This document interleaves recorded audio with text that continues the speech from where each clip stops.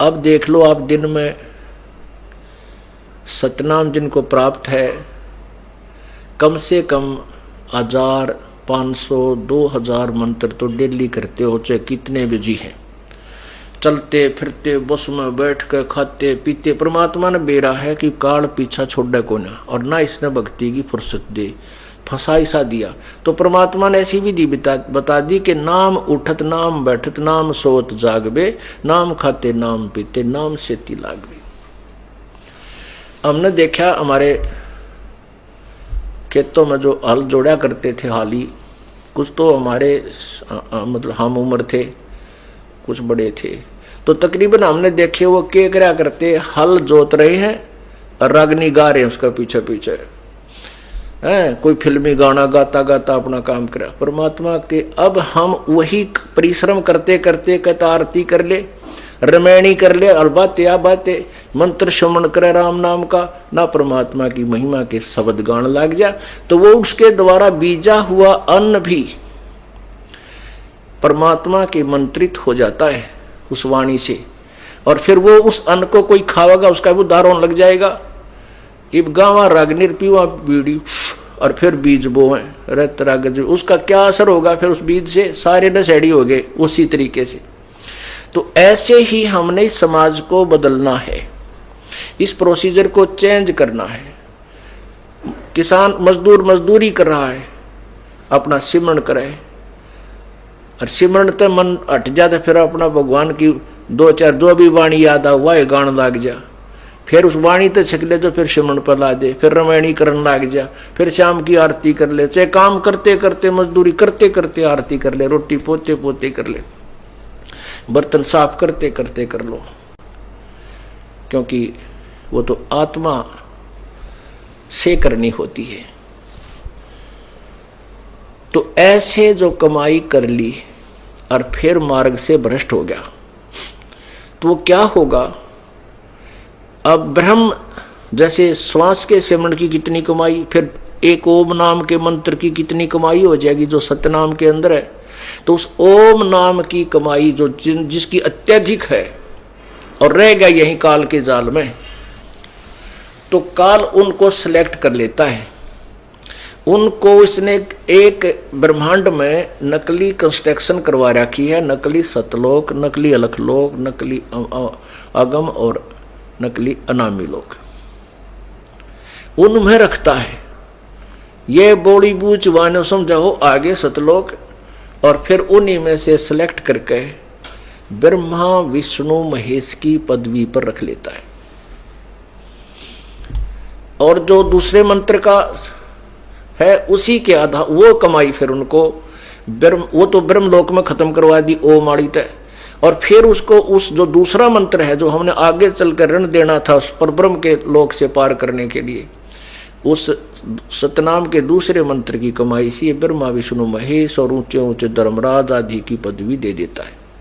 कमाई इनने की वह जो कबीर परमात्मा की शरण में किसी समय की हुई होती है, वही फिर कोई ऋषि बन जाता है, कोई देवता बन जाता है, वो होती तो उनकी पिछली कमाई है भक्ति की, लेकिन उस समय जो वो डरेड होते हैं उससे केवल सिद्धियां आ जाती हैं। जो तप करते हैं और किसी मंत्र का जाप करके वो सिद्धियां प्राप्त करते हैं, मोक्ष की कमाई नहीं होती उनकी।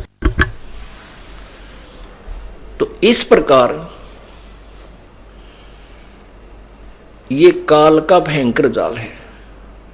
तो कहने का भाव ये है कि आप ये नहीं कि नाम ले लिया और सार नाम ले लिया और पार हो गए, नहीं।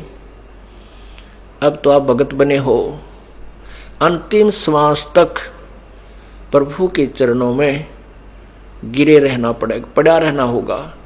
कहते हैं पाकी खेती देख कर गर्भियो मत किसाने, अब हु झोले बहुत हैं घर आले तब जाने।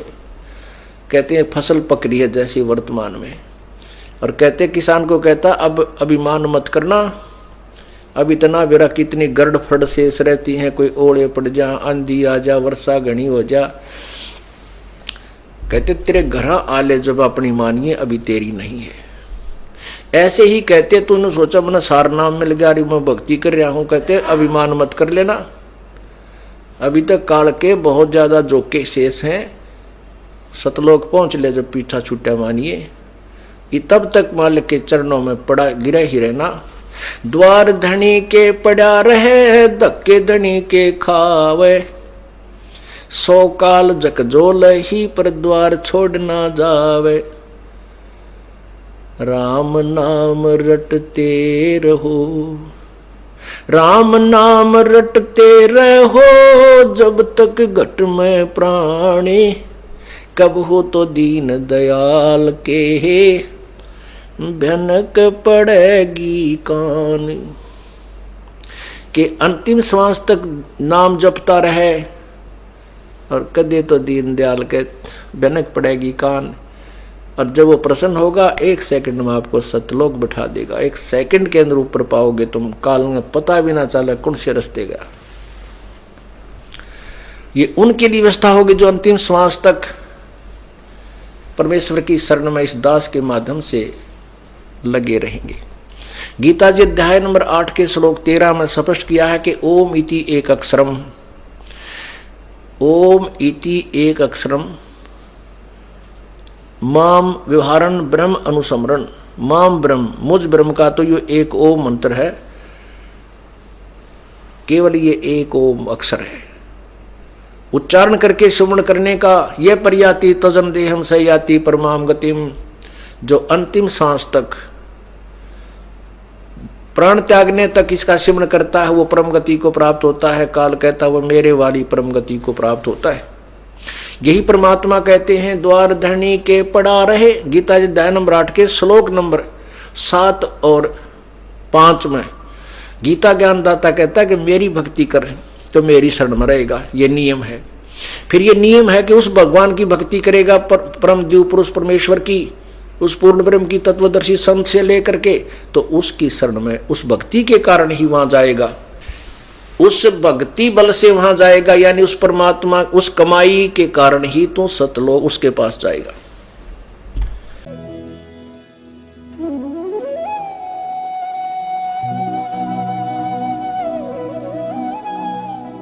अगर आप ये वीडियो YouTube पर देख रहे हैं तो हमारे चैनल को सब्सक्राइब करें और बेल आइकन को दबाना ना भूलें। अगर आप Facebook पर ये वीडियो देख रहे हैं तो हमारे पेज को लाइक करें।